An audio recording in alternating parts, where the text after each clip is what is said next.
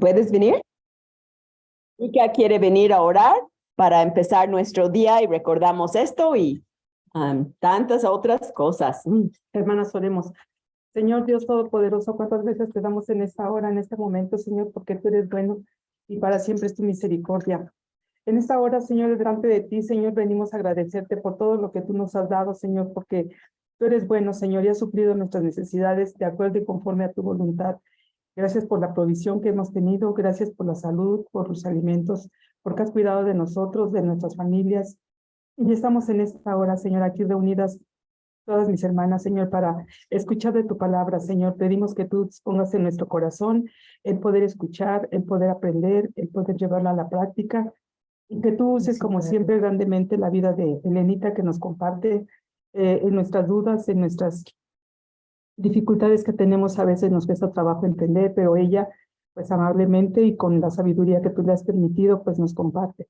Te damos gracias, Señor. Dispón nuestros corazones, nuestras mentes para poder escuchar tu palabra, y que tú, Señor, has escuchado las peticiones, necesidades y sobre todo de nuestra hermana Alicia, que tiene problemitas con sus ojos, pero que ella ha encontrado el lugar adecuado.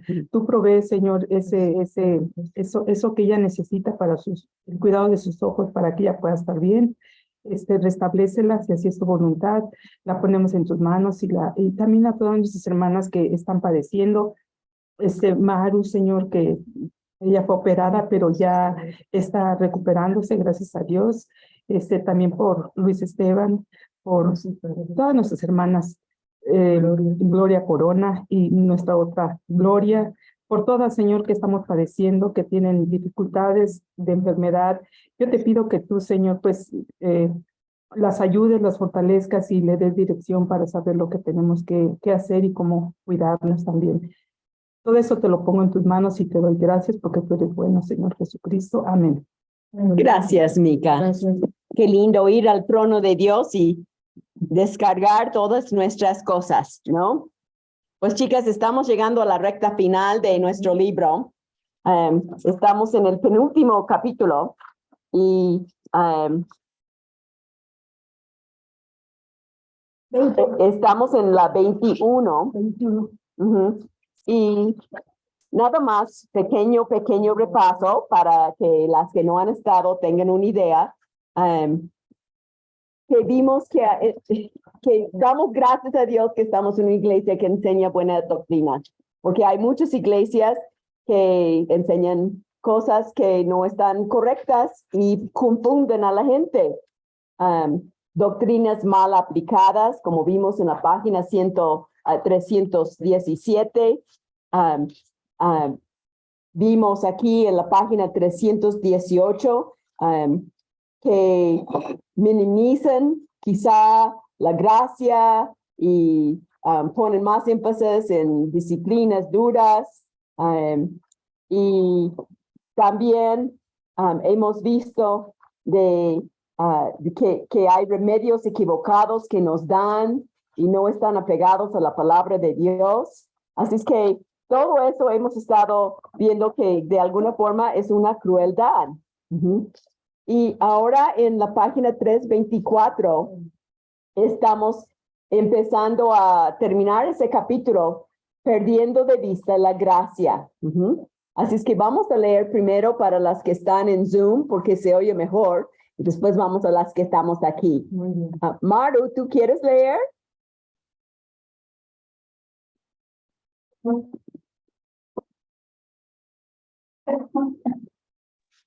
Sí, ¿en qué página? Página 324 y vamos a leer la pregunta 9 antes. La pregunta 9 viene en la página 393 hasta el final. 395. Perdón, 395. Di 5 y dije 3. Al principio de la sección, perdiendo de vista la gracia, Packer hace varias críticas. ¿Cuáles? Ok, vamos a leer y ver cuáles son esas críticas. Perdiendo de vista la gracia. Ok, Mario. 324. Estamos en, esas son las preguntas y estamos leyendo la página 324.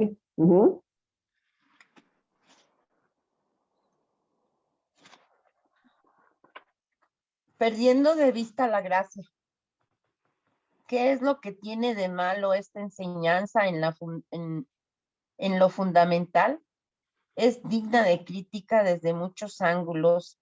Demuestra incomprensión de la enseñanza bíblica sobre la santificación y la lucha del cristiano. No entiende el significado del crecimiento en la gracia.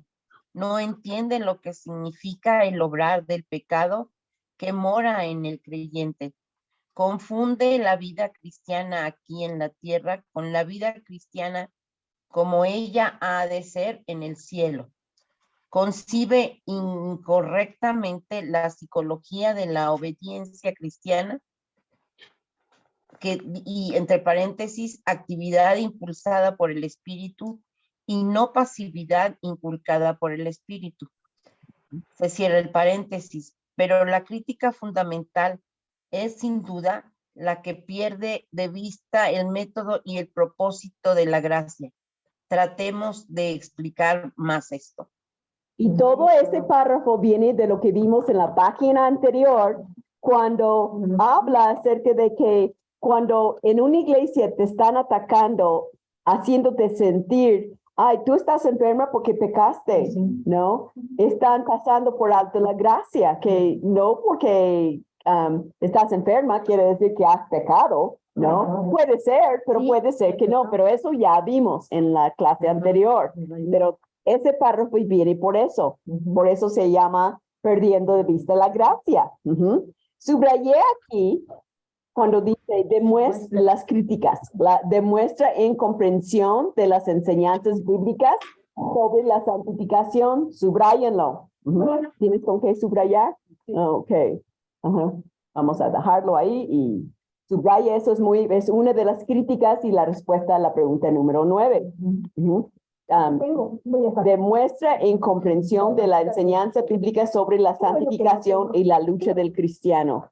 O sea, nadie es perfecto, pero si vivo condenándome a cada rato que, ay no, ya no hice eso correcto y no, pues nadie, pues vamos a vivir por los suelos, ¿no?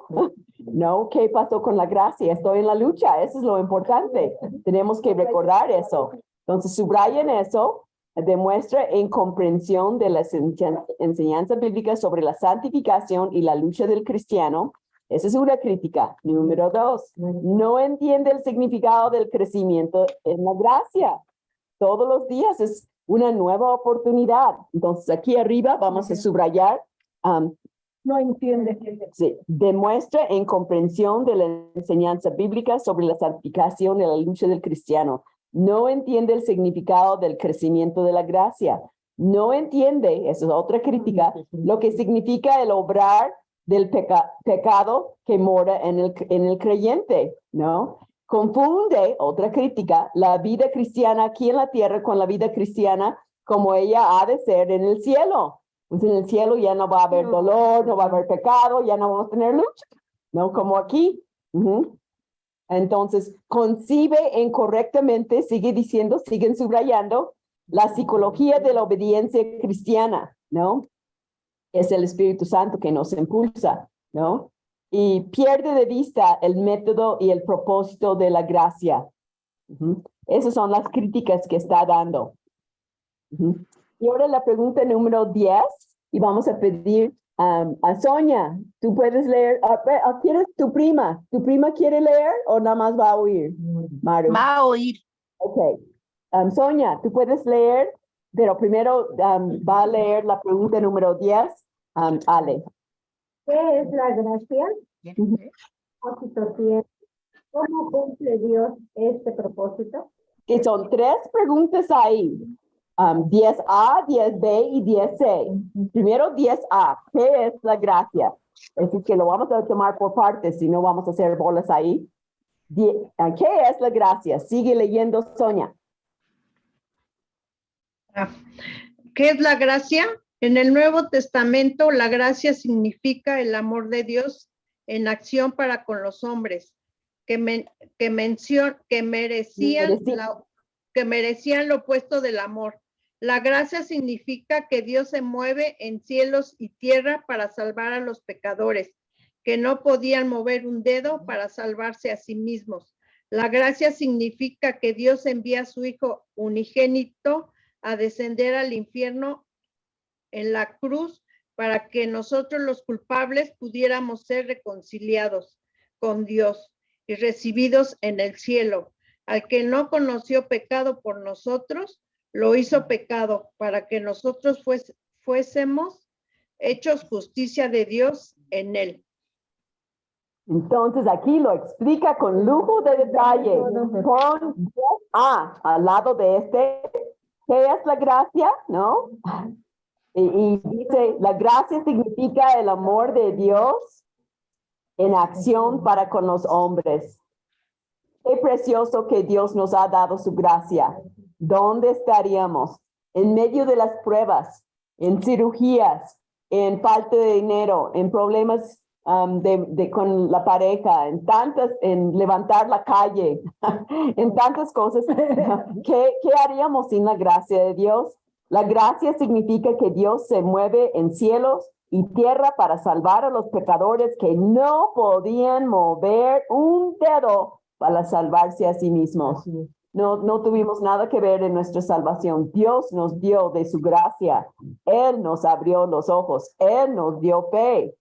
La gracia significa que Dios, todo eso subraya.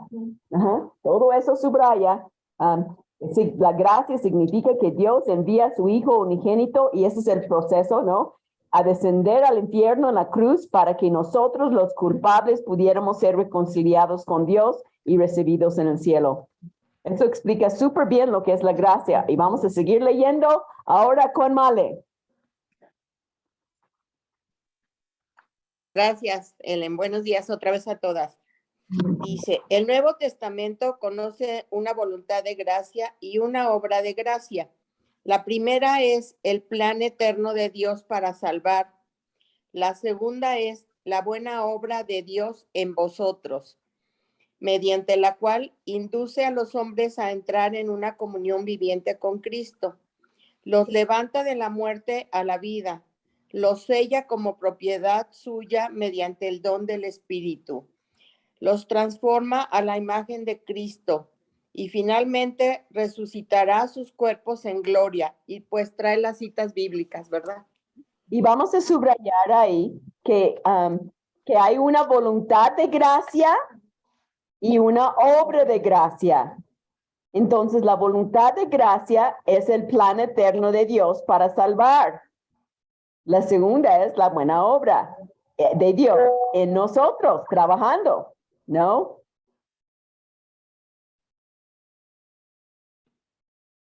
Eso nos da comunión viviente con Cristo, ¿no? Nos sella como su propiedad mediante el Espíritu. Vamos a seguir leyendo más acerca de esa gracia ahora con Leo. Buenos días, hermanas. Entre los investigadores protestantes estaba de moda hace algunos años decir que la gracia significa la actitud de amor de Dios a diferencia de su obra de amor, pero se trata de una distinción que no tiene base en las Escrituras. Por ejemplo, en 1 Corintios 15:10, por la gracia de Dios soy lo que soy, y su gracia no ha sido en vano para conmigo. La palabra gracia denota claramente la obra del amor de Dios en Pablo, por la que hizo de él primero un cristiano y luego un ministro del Evangelio. Entonces, ahí vamos a subrayar abajo en la página 324, la gracia significa la actitud de amor de Dios a diferencia de su obra de amor, pero eso no tiene base. Eso fue lo que algunos decían antes, ¿no? Es la actitud de amor, pero es diferente de su obra de amor, y eso no es cierto, ¿no? Denota claramente, subraya la obra de amor de Dios en Pablo, ¿no? Por lo que hizo de él primero un cristiano y luego un ministro del Evangelio. Y ahora el propósito, el 10b, Vamos a leerlo con Maggie. Y pueden poner un 10B al lado de este aquí arriba, aquí. 10B es la respuesta. Ajá, ¿Cuál es 10B. el propósito de la gracia? ¿Cuál es el propósito de la gracia? Principalmente el de restaurar la relación entre el hombre y Dios. Cuando Dios pone el fundamento de esta relación restaurada, al perdonar nuestros pecados cuando confiamos en su Hijo, lo hace con el fin de que allí en adelante nosotros y Él podamos vivir en comunión. Y lo que hace al renovar nuestra naturaleza tiene el propósito de guiarnos y hacernos capaces de ejercitar amor, confianza, deleite, esperanza y obediencia para con Dios, en acciones que desde nuestro ángulo demuestren la realidad de la comunión con el Señor, quien constantemente se da a conocer a nosotros.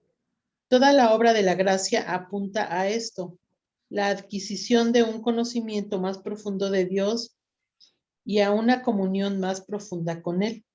La gracia es Dios acercándonos cada vez más a nosotros, los pecadores, a sí mismo. Yupi. Yupi, ¿verdad? Sí. Hay que decir yupi. Sí. Subraya la frase. ¿Cuál es el propósito de la gracia? Ajá, y ahí es, muy bien, Amanda, restaurar la relación entre el hombre y Dios. Eso es el propósito de la gracia. ¿El hombre puede hacerlo? No, por eso es gracia. Gracia es un regalo inmerecido. Es lo que Dios nos da y no porque yo soy buena onda, es porque yo no podría nunca recibirlo si no fuera por su gracia.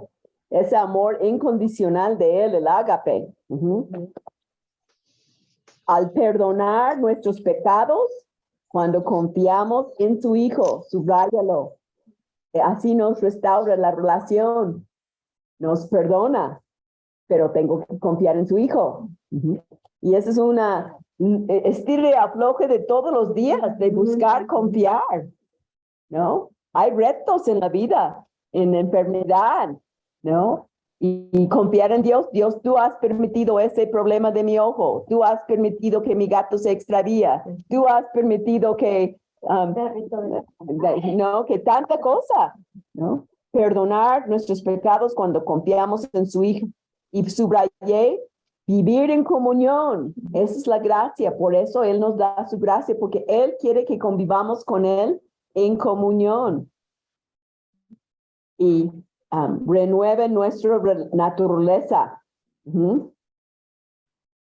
Nos quiere guiar y hacernos capaces de ejercitar amor, confianza, deleite, esperanza, obediencia para con Dios. Para eso Él nos da de su gracia, porque quiere cambiar como era, para que yo sea una criatura nueva. ¿Lo ves? ¿Sientes esa lucha en ti? Tratando de dejar eso lo que eres y vivir en esa gracia de Dios. Ajá. Y también subrayé al último cuando dice la adquisición de un conocimiento más profundo de Dios es gracia de Dios. Él nos ayuda a entender las cosas y una comunión más profunda con Él. Eso es gracia. Eso es lo que Él desea. Y aquí con broche de oro termina para que grites yupi como Maggie. La gracia es Dios acercándonos cada vez más a nosotros los pecadores a sí mismo. Por eso ella gritó yupi. ¿No? Yo veo a veces la gente, estoy vecinos, No, oigo bien. Sí, sí, veo. y digo, ellos no para nada, ¿no? Y digo, están como vacíos, vagando. Y yo tengo esa comunión íntima con Él. ¿Mande? Muertos en vida. Casi todo ese párrafo subrayé y puse 10B, porque la pregunta 10B es ¿qué propósito tiene la gracia? Y ahora, ¿cómo cumple Dios este propósito? Es la C que vamos a leer ahorita con Betty. Gracias a Dios que Gerardo está mejor. Hola, gracias a Dios, así es. Bueno, dice, ¿Cómo lleva a cabo Dios este propósito? No ya protegiéndonos de los ataques del mundo, la carne y el diablo, ni resguardándonos de circunstancias frustrantes y penosas, ni tampoco escudándonos de los problemas y dificultades que nos ocasionan nuestro temperamento y psicología personales, sino más bien exponiéndonos a todas esas cosas, con el propósito de abrumarnos con un sentido de nuestra propia incapacidad y de hacer que nos aferremos más fuertemente a Él. En el contexto humano, esa es la razón básica de que Dios nos llene la vida de problemas y dificultades de todo tipo. La idea de asegurar que aprendamos a recurrir a Él. La razón de que la Biblia dedique tanto tiempo a reiterar que Dios es una roca fuerte, defensa firme, seguro refugio y auxilio para los débiles, es el que el Señor dedica mucho tiempo a enseñarnos que somos débiles, tanto mental como moralmente, y no se atreve a confiar en que nosotros mismos encontremos el camino recto. Muy Así diferente. es. Wow. El evangelio fácil te presenta. No, ven a Cristo y ya no tendrás problemas. Eso es un evangelio falso. El evangelio verdadero es que en medio de la tormenta, Cristo va a estar contigo. Él te va a fortalecer. Sí, Maggie. Mucha gente dice, Dios confía en mí. Eso no es cierto, ¿sí? Porque va a confiar en mí. ¿Por qué Va dicen así? a confiar en él. Nosotros confiamos en Él. Ajá. Pero Él no en nosotros. Así es que vamos a subrayar aquí cómo lleva a cabo Dios este propósito de la gracia en mí. Y me encantó cómo él puso, no ya protegiéndonos de los ataques del mundo. No, eso no promete. Hay choques, ¿verdad? Tú chocaste, Dios no te guardó, sí te guardó, pero permitió ese choque para darte un chofer. A lo mejor no te gusta, pero él sabe por qué lo hace, ¿no?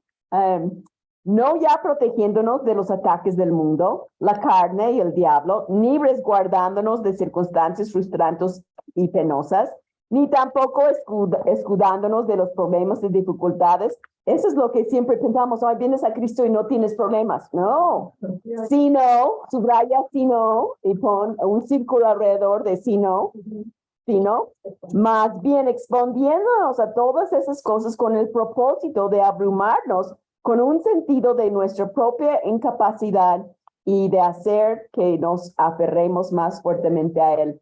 Yo viví eso al máximo ayer cuando oí un grito espantoso en la mañana y desapareció uno de mis gatos y mi vecina que amenaza en matarlos porque cazan los pájaros en su árbol y tuve que realmente ir al Señor a la fuerza. Señor, siento muy mal adentro por mi gato, pero tú estás en control y es lo que tú quieres. Y todos, yo pienso en la gente que desaparecen a sus hijos, ¿no? Y digo, y deben de sentir horrible por dentro porque la mente piensa lo peor, pero Dios permite esas situaciones en nuestras vidas para buscarlo a Él sobre todas las cosas. Porque si no lo buscamos, nos vamos a hundir, ¿no? Así es que es para que nos aferremos a Él y seamos más fuertes en Él. Tenemos que aprender esa lección, ¿no? En la tormenta, refugiarnos en Cristo, ¿no? Que aprendamos a recurrir a Él. Subraya en la tercera frase. Aprendamos a recurrir a Él, que Él es la roca fuerte.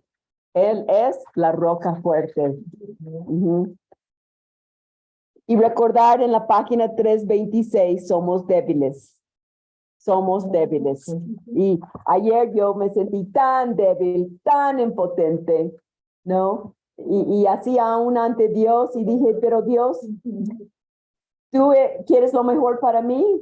Y si mató a mi gato, es lo mejor para mí. Y estaba hablando con él en medio de tantas cosas. Dices, ay, se murió tu mamá, ¿no? Y es muy fuerte eso. Y dices, pero Dios, tú prometes hacer lo mejor para mí en mi vida, para tu gloria. Ayuda mi corazón a asimilar lo que me está pasando y que lo use para tu gloria. para orar, que sea algo lo que le agrada a Él. Porque si pongo mis ojos nada más en mí, mi tristeza, me muero. No sobrevivo, ¿no?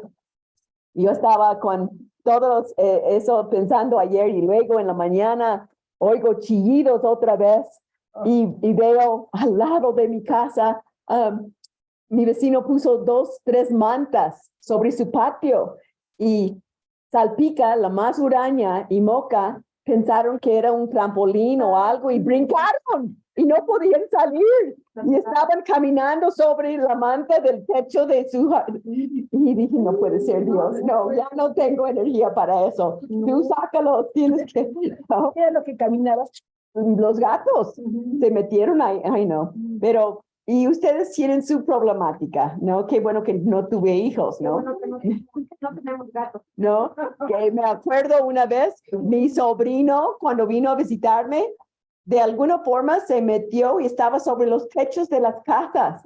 Casi me da el infarto, ¿no? Pero son oportunidades para confiar en Dios. Y vamos a continuar ahí con Pili. ¿Puedes seguir leyendo en la página 326, Pili?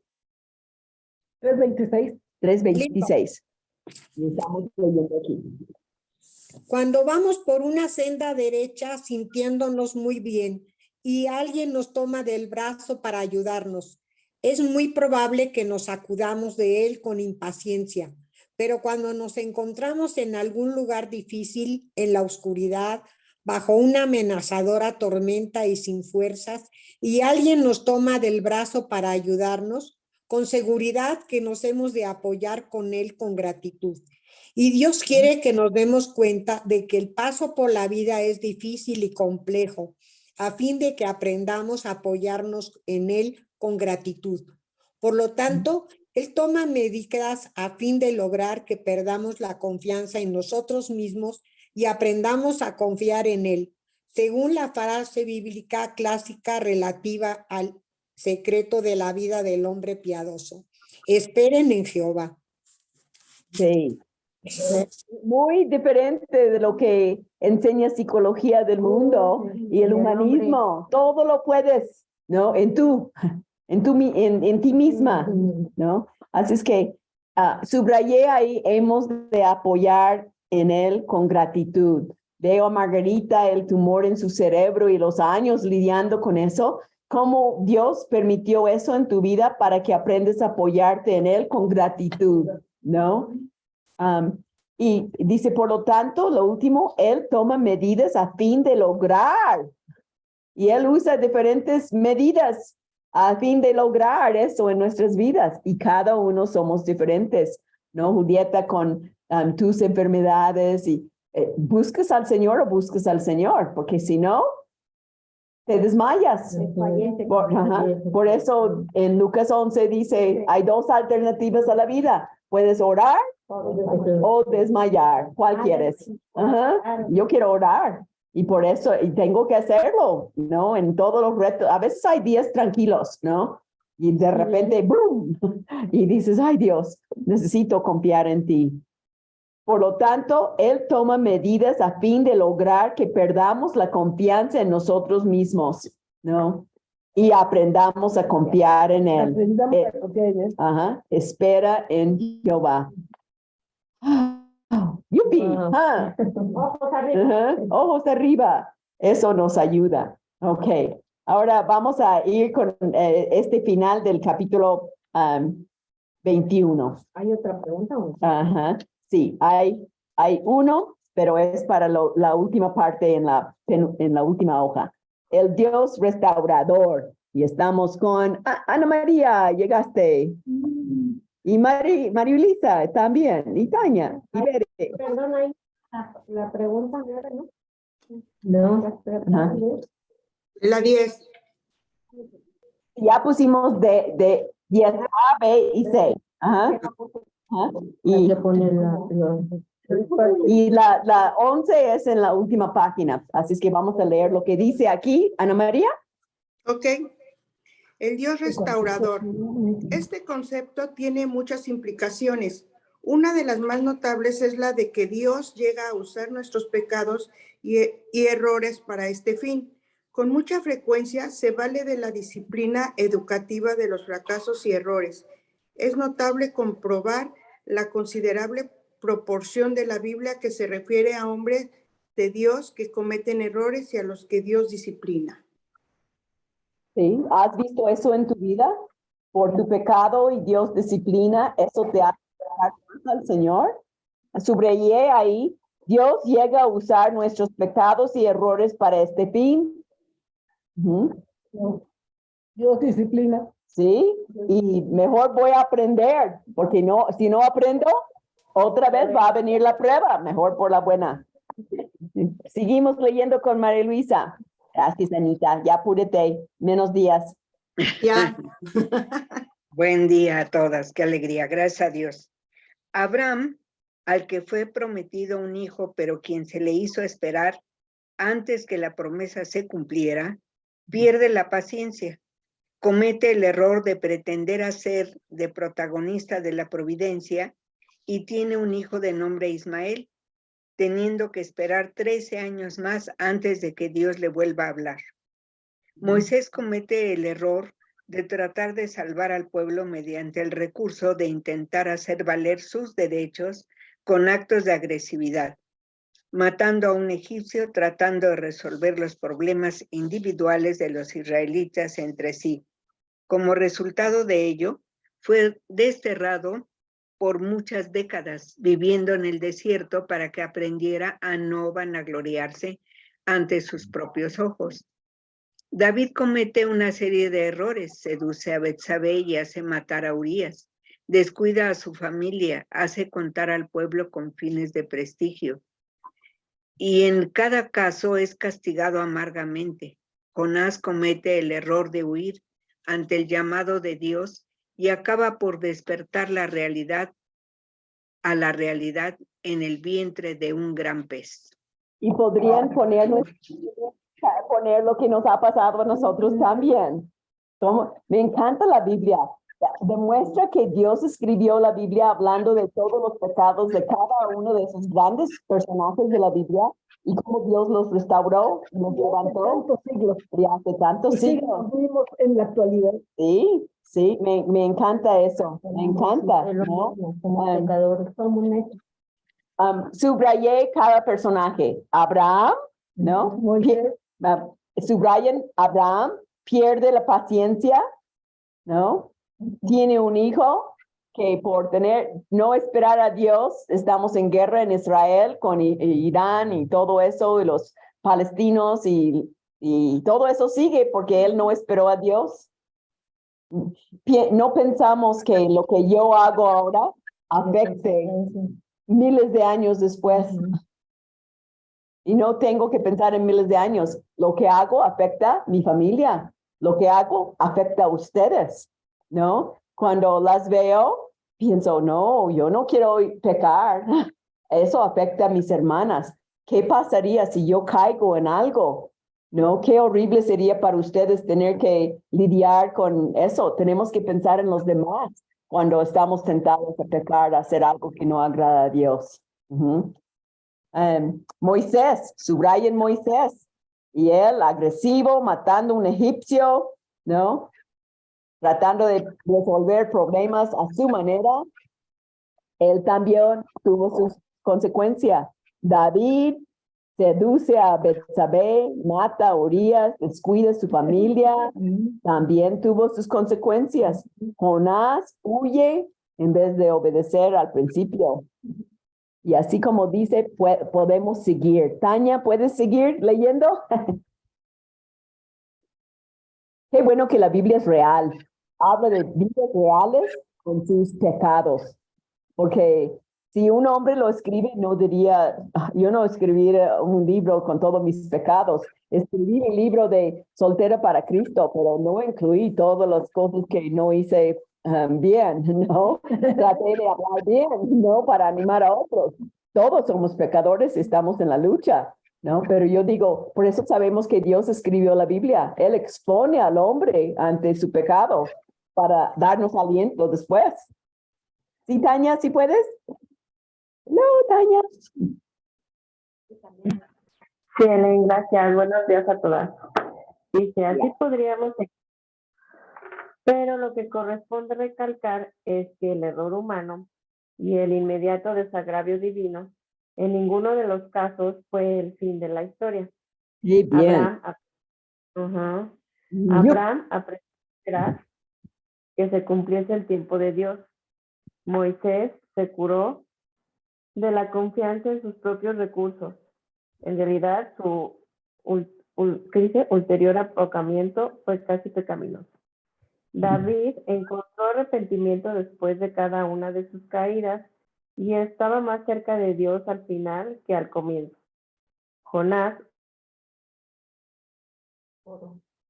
Es que la internet se traba. Jonás oró desde el vientre del pez y vivió para cumplir su misión en Nínive, que ya te congelaste. Así es que, y puse ahí al lado, ni de la mía, no es el último capítulo de mi vida ni de tu vida, porque Lamentaciones 3:9 son sus misericordias, ¿no? Nos da una nueva oportunidad todos los días para vivir para Él.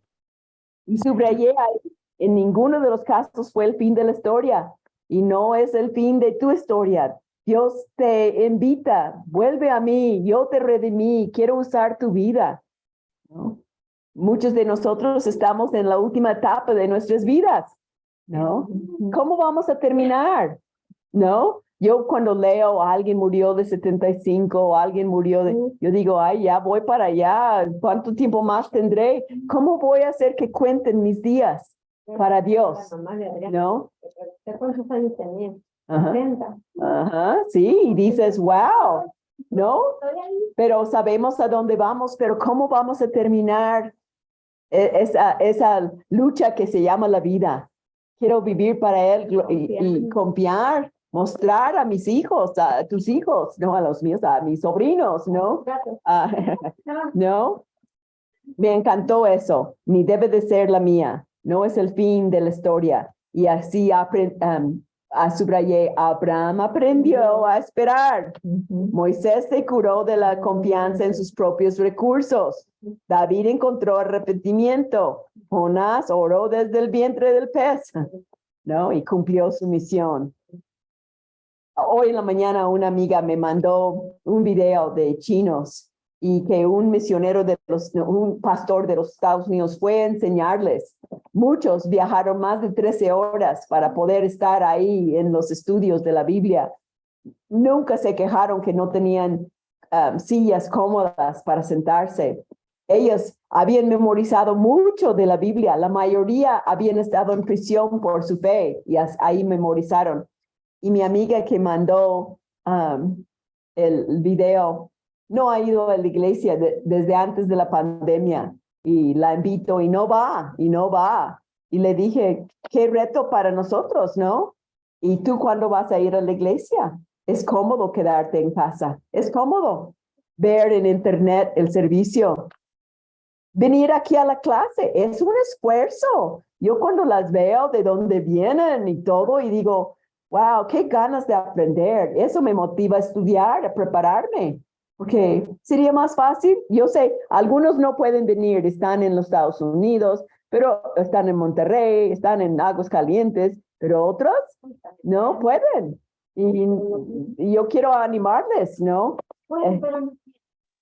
Porque otros estamos en cama.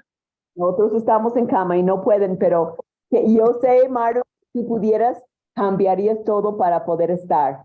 Porque te he visto en estar en estudios cuando aún te cuesta.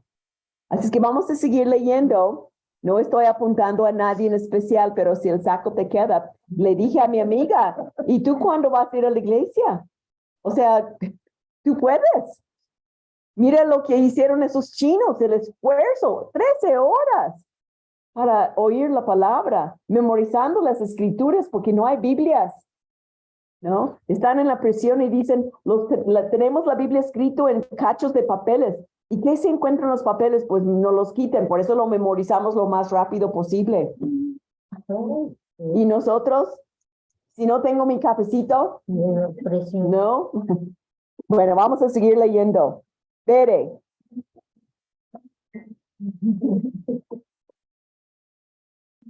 Ahí vas. Feliz de tener a Naomi aquí. Y nosotros tristes de no tenerla aquí. Dice, buenos días a todas hermanas. Dios puede obtener efectos positivos hasta de nuestro comportamiento más necio. El Señor restablece los años que se ha llevado la langosta.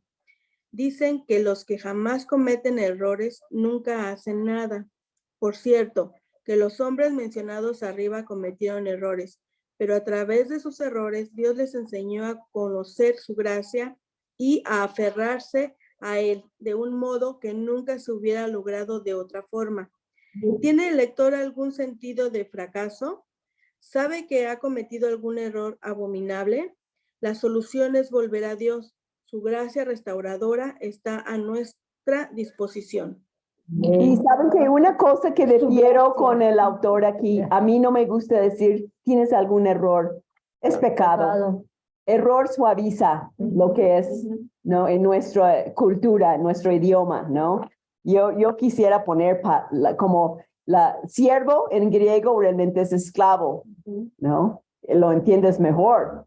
Y pues la palabra aquí es iniquidad y eso quiere decir pecado. Errores, ay, me equivoqué, como que no es tanto, ¿no? Así cuando a un doctor que estaba estudiando en un seminario lo encontraron con su acordeón y lo sacaron del seminario, él mintió a su familia y dijo, no, es que tengo mucho trabajo, por eso no puedo seguir. Mintió a su familia, engañó en el seminario y lo confronté y le dije, yo sé lo que pasó y tu familia no lo sabe. ¿Cómo puede ser eso? Les contó y dijeron, ¿por eso te expulsaron nada más? Y hoy están divorciados. Claro, es que no hay santidad. Minimizas y dices, eso es un errorcito. ¿Qué importa? Aumenta. No. Dios quiere que vivamos vidas santas y gracias a Dios que hay perdón. Nos restaura si lo buscamos, ¿no? Y me encanta como dice, pero a través de sus, yo pondría pecados, Dios les enseñó a conocer su gracia. Pues sí, ¿no? El que ha pecado mucho, ¿qué pasa? Ama mucho. ¿No? Cuando realmente te acuerdas del hoyo del cual Dios te sacó, amas más. ¿No? Y no es para quedarte en el hoyo y, ay, ¿por qué hice? No, es decir, gracias Dios, que aún así me perdonaste y me usas. Ya me di cuenta, por lo menos. Por lo menos. Debería ser. Exactamente, Mira, ¿no? Me encanta esto. Dios, su gracia restauradora, está a nuestra disposición. Eso también subrayé y subrayé todo lo que viene antes que dice, pero a través de sus errores, pecados, Dios les enseñó a conocer su gracia y a aferrarse a Él de un modo que nunca hubiera logrado de otra forma por nuestro pecado. ¿No? Es como cuando dice en 2 de Corintios 1, que Dios es el Dios de toda misericordia y consolación, que nos consuela en todos nuestros problemas y nuestras situaciones para que podamos nosotros consolar a otros que están en las mismas, versión Elena, ¿no? Pero lo mismo es de que Él usa nuestros pecados para poder hablar a otros que están en las mismas luchas que nosotros tuvimos, que hemos superado, ¿no? No digo que hay que confesar todos los pecados que hemos hecho a toda la gente, pero cuando tú te topas con alguien que ha luchado como tú luchas, puedes decir yo también, y Dios me ayudó así y así, y te puede ayudar a ti también, ¿no? Estoy segura que Jonás tuvo un ministerio con gente que quería huir de su misión después. Dijo, no lo hagas, te va a tragar un gran pez. No es bueno hacer eso, yo lo hice. No te conviene, ¿No? llena de vaca. Ajá. Y entonces la solución aquí dice es volver a Dios. Su gracia restauradora está a nuestra disposición. Y vamos a seguir leyendo ahora con América. A ver, ¿Podrías leer la falta? dice, la falta de realidad en la religión es una cosa maldita. La falta de realidad es la maldición del tipo de doctrina que hemos expuesto en este capítulo. La falta de realidad para con Dios es la enfermedad que arruina en gran medida al cristianismo. al cristianismo moderno. Necesitamos que Dios nos haga realistas en cuanto a nosotros mismos y a Él. Quizá haya algo para nosotros en el famoso himno en el que John Newton describe el paso hacia el tipo de realidad que estamos intentando propiciar. Ajá. Y entonces subrayan la primera frase, la falta de realidad en la religión es una cosa maldita. O sea, te enseñan mal la doctrina y crees otra cosa. Y por eso siempre estás cargando tus pecados, porque piensas que lo que Cristo hizo en la cruz no fue suficiente y tienes que pagar por lo que hiciste. Es mala doctrina. La pregunta número 11 nos dice... Packer expresa que la maldición principal de este tipo de enseñanza es la falta de realidad. ¿Qué realidad describe el himno de John Newton? Y ahora vamos a leer el himno, ¿no? Y Amanda, ¿podrías leer el primer párrafo? Y cuando encuentran la realidad que está mencionando en el himno, ahí lo dicen, ¿ok? La primera parte, en la página 328. Y después Mica, y después Julieta, y así cada uno que lea una porcioncita para que les toque. Le pedí al Señor que pudiese creer en fe. Crecer. Perdón. Le pedí al Señor que pudiese crecer en fe, en amor y en toda gracia. Que pudiese conocer de su salvación y buscar más intensamente su rostro. Una buena petición, ¿verdad? ¿No? ¿A qué, Mica? ¿No? Todos debemos de pedir eso. Sí. Tenía la esperanza de que alguna hora feliz habría de contestar al instante mi súplica y mediante el poder compulsivo de su amor, dominar mis pecados y brindarme descanso. Sí, siempre queremos a nuestro momento, ¿no? Y luego, en lugar de esto, me hizo sentir el mal escondido en mi corazón y permitió que coléricos poderes del infierno asaltaran mi alma por todas partes. Esa es la realidad. Ajá. No solo eso, con su propia mano parecía decidido a agravar mi dolor. Contrariaba todos los planes honestos que me trazaba. Marchitaba mis huertas y me dejaba tendido. Tendido. Ajá, sí. Ajá. Muy bien. ¿Ok? Señor, ¿por qué es esto? Gemí tembloroso. ¿Perseguirás a tu gusano hasta la muerte? Es de este modo, contestó el Señor, que yo contesto la oración que pide gracia y fe. Oh, no era lo que pensaba. Decía, le pedí al Señor que me pudiese crecer, en fe y en amor. Ok, ahí te va. Ahí van las pruebas para fortalecerte. Es como dice, ahí estás en el gimnasio. El que no duele, no supera, no, tienes que sufrir para levantar las pesas, ¿no? Ya. Y la última frase. Utilizo estas pruebas interiores para liberarte de ti mismo y de tu orgullo y para deshacer tus proyectos de gozo terrenal para que busques en mí el todo para ti. Ajá.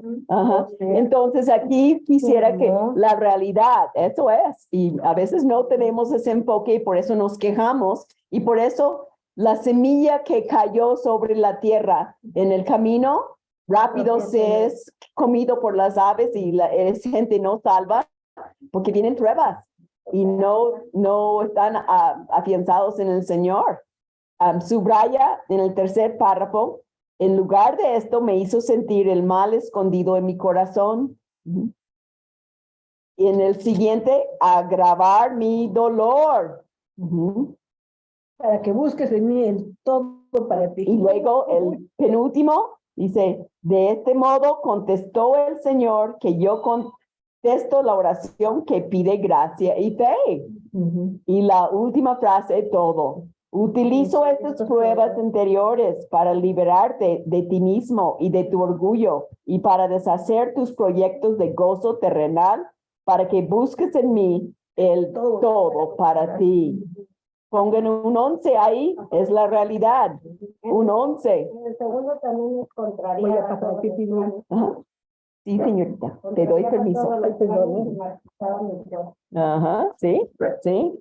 Esa es la realidad, no es todo de rosas. Hay espinas en el camino y esas espinas nos hacen acercar a Dios, ¿verdad, Male? Tú has vivido muchas espinas, pero estás más cerca del Señor que cuando vivías cerca de mi casa. Cuando todo va bien, has aprendido a depender del Señor con todo tu alma por toda esa gran prueba que Dios te ha dado.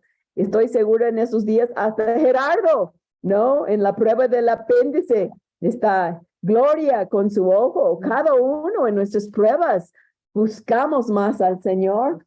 Esa es la realidad y es como Él trata de acercarnos a Él. Y la última pregunta, 12, en nuestra lección, en la página 395, dice, ¿dónde se ha topado usted con la enseñanza a la que se opone Paco? ¿Cuál es el error principal del ministerio que critica? ¿cuál es lo que ataca? ¿Y tú, dónde lo has visto tú? La mala doctrina. La mala doctrina, que todo va a estar bien. No, tú no tienes la... No. Culpable tu mamá y tu papá. Sí, otro. Tú quieres cometer adulterio porque no recibiste el amor de tu papá como él tendría que haberte amado. Tú no tienes la culpa. No, mala doctrina. ¿Y dónde tú lo has vivido? ¿En algún momento en tu vida? En iglesias, ajá. Todos de alguna, bueno, yo porque estuve en Grace casi desde que nací de nuevo, tuve esa gran bendición, ¿no? Y siempre me acuerdo cuando estaba buscando la verdad y fui a Grace con un amigo y John predicó sobre cómo Jesús era el único camino al cielo. Le dije a mi amigo, ay, qué cerrado es ese señor, ¿no? Que un solo camino al cielo. Y yo no era salva. Y cuando conocí a Cristo me quitó el velo y dije, ay, voy a regresar a donde aprendí esa buena enseñanza, ¿no? Bueno, todavía tenemos 15 minutos, chicas, y voy a aprovechar de esos 15 minutos y vamos a empezar el último capítulo. Es muy largo ese capítulo, así es que vamos a empezar a leer la suficiencia de Dios. Eso es lo que queremos aprender en nuestra vida, que Dios sea suficiente para lo que Él quiere de nosotros. Así es que vamos a continuar leyendo ahora con Maru. ¿Alguien quiere comentar algo de lo que leímos? Ese es el problema de los que tienen más de 60. Algo viene a tu mente y se te va. Pero bueno. Sí. ¿Ok? Leemos. La carta de Pablo a los romanos constituye el punto culminante de las escrituras, como quiera que se la considere. Lutero la llamó el más claro de los evangelios. El hombre que la entienda, escribió Calvino, tiene abierto para sí un camino seguro para entender toda la escritura. Tyndale, en su prefacio a los romanos, ligó ambos pensamientos designado a Romanos como parte principal y más excelente del Nuevo Testamento y el más puro evangelión. Vale decir, las buenas nuevas que llamamos evangelio, además de una luz y un camino hacia toda la escritura. Todos los caminos en la Biblia llevan a Romanos y todas las direcciones que ofrece la Biblia aparecen más claramente desde este libro cuando el mensaje de Romanos invade el corazón del hombre. No es posible predecir lo que pueda ocurrir. Así es que así está dando un empujón para que leamos Romanos, ¿no?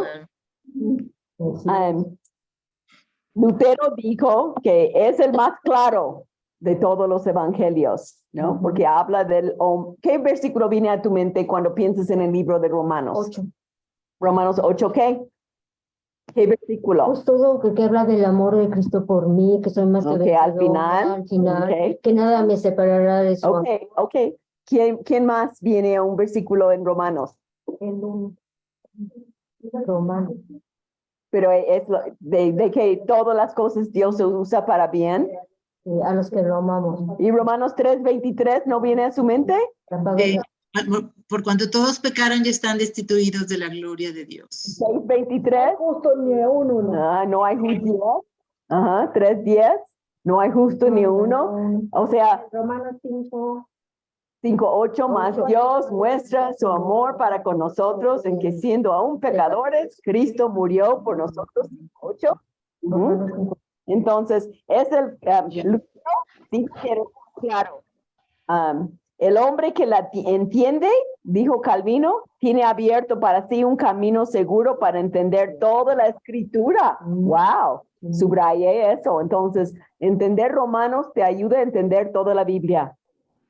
Y me gusta que dicen aquí, y es un juego de palabras de lo que decimos, todas las religiones llegan a Roma, ¿no? Todos los caminos llegan a Roma, pues aquí dice, todos los caminos en la Biblia llevan a Romanos. Ajá. Es un juego del dicho popular, ¿no? Que no es cierto, ¿no? Y subrayé lo último, cuando el mensaje de Romanos invade el corazón del hombre, no es posible predecir lo que puede ocurrir. Cuando lo tengamos muy adentro, todo puede cambiar. Y por eso el autor termina en ese último capítulo diciendo eso. Vamos a continuar leyendo ahora con Sonia. Sí. Vamos a leer. Está bien, sí. Vamos a leer la primera pregunta en la página 395, la suficiencia de Dios. Y la suficiencia de Dios. Número 1. ¿Cuáles son las formas de leer Romanos? El punto culminante de la... Ajá. Entonces vamos ahora a ver la respuesta. ¿Cuáles son las formas de leer Romanos? ¿Ok? Empezamos leyendo el primer parte. Hay Romanos, un libro lleno de riquezas. Sonia. ¿Qué es lo que buscamos en la Biblia? El hombre sabio está atento a varias posibilidades y Romanos las trata a todas en forma suprema. Ok, lee la siguiente porque era muy poquito. Es doctrina la verdad acerca de Dios impartida por Dios lo que buscamos. En caso afirmativo, encontraremos que Romanos nos ofrece todos los temas principales en forma integral. Dios es el pecado, la ley, el juicio, la fe, las obras, la gracia, la creación, la redención, la justificación, la santificación. Sonia, otra vez lee esa frase. Está mencionando cosas de doctrina específica. Dios, el pecado, la ley, el juicio, la fe, las obras, la gracia, la creación, la redención, la justificación, la santificación, el plan de salvación, la elección, la reprobación, la persona y la obra de Cristo. Voy.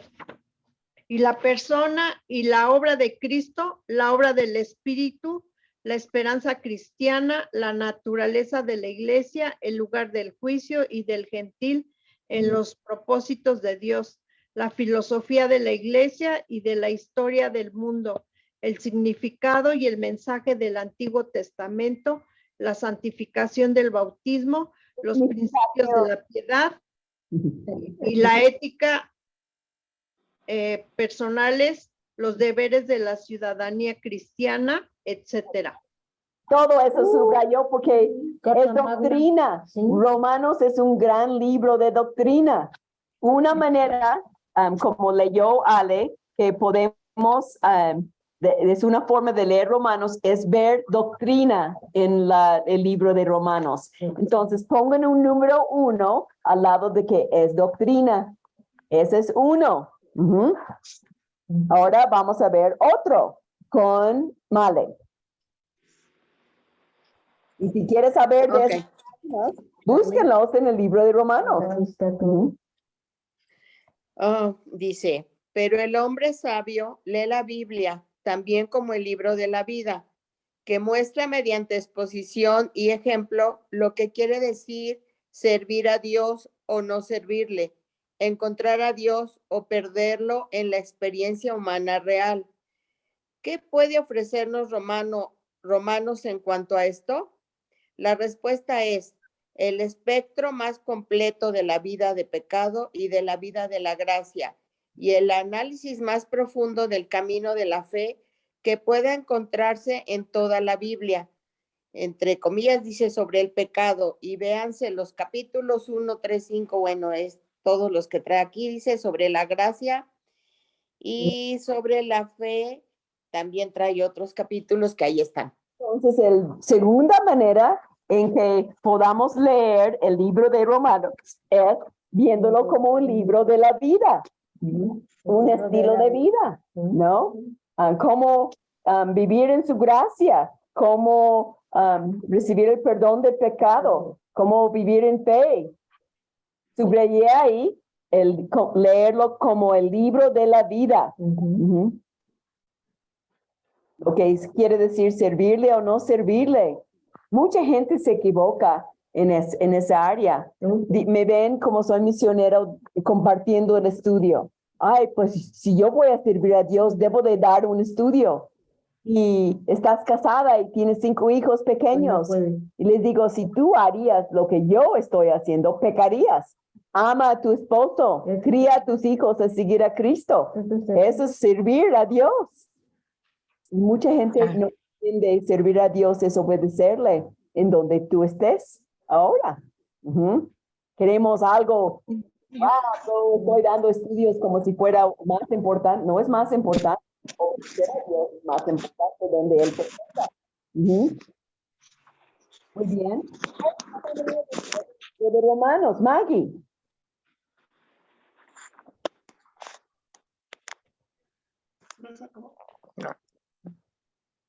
Otra manera de leer la Biblia, método que recomiendan algunos investigadores modernos, es como libro de la iglesia, donde está expresada la fe y la comprensión que de sí misma tiene la comunidad creyente. Desde este punto de vista, Romanos, justamente por tratarse de la declaración clásica del Evangelio por el cual vive la iglesia, es también el relato clásico de la identidad de la misma. ¿Qué es la iglesia? Es la verdadera simiente del fiel Abraham, simiente tanto judaica como no judaica, elegida por Dios, justificada mediante la fe y libre del pecado para una nueva vida de justicia personal y mutuo ministerio. Es la familia de un amante Padre celestial y vive en la esperanza de heredar toda su fortuna. Es la comunidad de la resurrección, en que los poderes de la muerte histórica de Cristo y su presente vida celestial ya están obrando. En ninguna parte se presentan estos aspectos en forma más completa que en Romanos. Pues aquí vamos a subrayar una tercera manera de leer la Biblia, en especial Romanos, como subrayan otra manera de leer la Biblia, es como libro de la iglesia, ¿no? Todo lo que concierne a la iglesia es la familia de un amante Padre celestial. Todo lo que Él quiere que sepamos acerca de la iglesia. Y vamos a terminar con la última para el día de hoy, con Betty.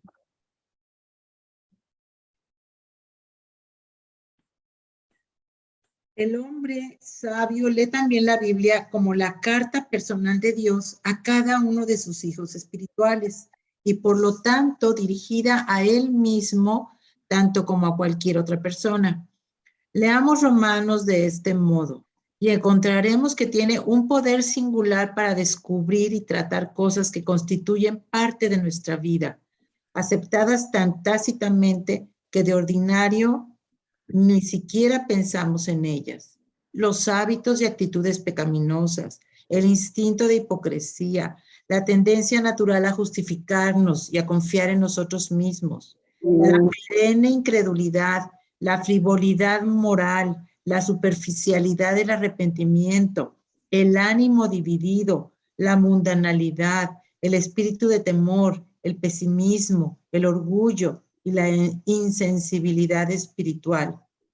Encontraremos también que esta demoledora carta tiene un poder singular de generar alegría, certidumbre, confianza, libertad y ardor de espíritu, cosas que Dios no solo requiere de quienes lo aman, sino que se las proporciona. Ajá, súper completo.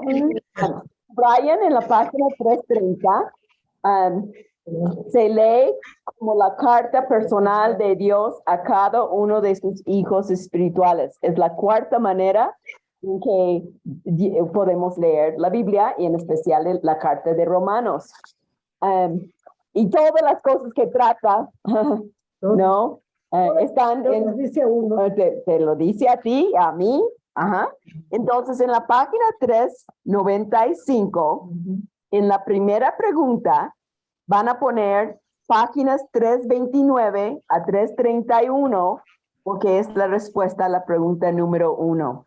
Página 329 a 331, en la primera pregunta, de diferentes formas de leer el libro de Romanos.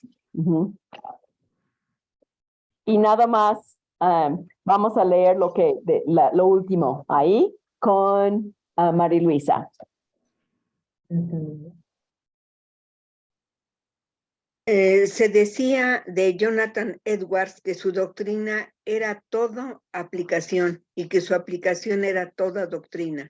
Romanos es así en forma suprema. ¿Puedes leer lo que él escribió? Nadie puede agotar su lectura ni llegar a abarcar todo lo que contiene, escribió Tyndale, porque cuanto más se le estudia, más fácil resulta, y cuanto más profundamente se le escudriña, tanto más preciosas son las cosas que se encuentran en ella.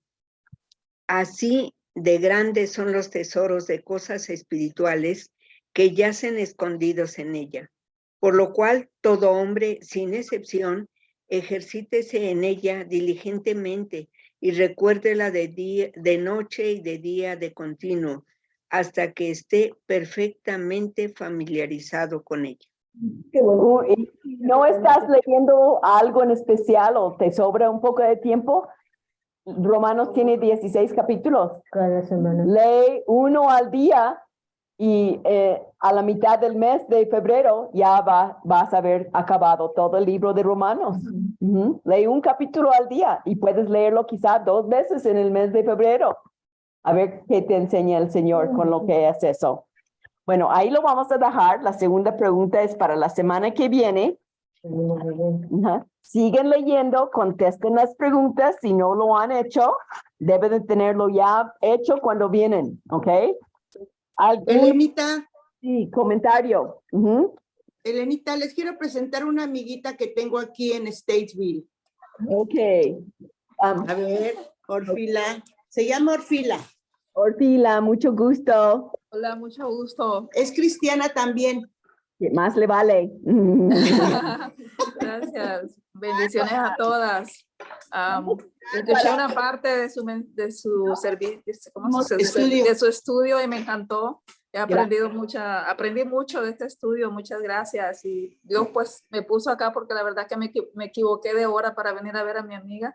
Y pues, pero bueno, me trajo a esto, escuchar este estudio tan maravilloso, con el que aprendí mucho. Que Dios las bendiga. También. Leo quiere orar. Ya tiene su mano levantada y ni he preguntado quién quiere orar. Ya, que ore. En esta tarde te damos gracias primeramente por este alimento que ha llenado nuestro espíritu de gozo y de entendimiento a ti. Conocerte es un gran privilegio, es saber que tú siempre nos ves primero a nosotras antes que nosotras a ti. Gracias por mis hermanitas que están reunidas, que les das el querer como el hacer, que les das el entendimiento para que puedan estar atentas a lo que atentas a tu palabra, a lo que tú quieres decirle. Dales también el querer como el hacer de leer este libro de Romanos, porque es un libro extraordinariamente quirúrgico, por decirlo así. Ayuda mucho a entender quién eres, de qué te rescató Dios, de qué Dios quiere para ti y cuál es el propósito que tiene contigo. Gracias, Señor, por todo y bendice a cada una de las que estamos aquí reunidas, a las que están con Elena, llévalas con bien a casa, y a las que estamos por Zoom, síguenos dando el querer como el hacer para estar nuevamente reunidas la próxima semana. Todo esto te lo agradecemos en nombre de tu Hijo Señor Jesucristo. Amén. Amén, chicas. Ahora sí ya les voy a dar oportunidad